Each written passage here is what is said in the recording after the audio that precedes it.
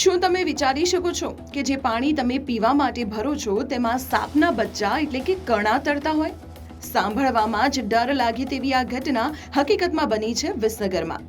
વિસનગરના આથમણાવાસ વિસ્તારમાં પીવાના પાણીની લાઈનમાં ગંદકી અને જીવાત આવતા હાહાકાર મચી ગયું છે. અહીંના રહીશો જ્યારે સવારે પાણી ભરવા બેઠા ત્યારે નળમાંથી આવતું પાણી અત્યંત ગંદુ અને દુર્ગંધ મારતું હતું. પણ હદ તો ત્યારે થઈ ગઈ જ્યારે પાણીમાં સાપના કણા તરતા જોવા મળ્યા. અંદાજે 150 થી વધુ પરિવારો આ ગંદા પાણીના કારણે ભયના ઓથાર હેઠળ છે. સ્થાનિકોમાં ફફડાટ ફેલાયો છે કે જો આવું પાણી ભૂલથી પણ પીવાઈ જાય તો સ્વાસ્થ્યનું શું? ચિંતાની વાત એ છે કે વિસનગરના નવાપુરા વિસ્તારમાં પહેલેથી જ પાણીજન્ય રોગચાળો ફેલાયેલો છે. એક તરફ તંત્ર સ્વચ્છતાના દાવા કરે છે અને બીજી તરફ લોકોના ઘરે આવું ઝેરી પાણી પહોંચાડી રહ્યું છે.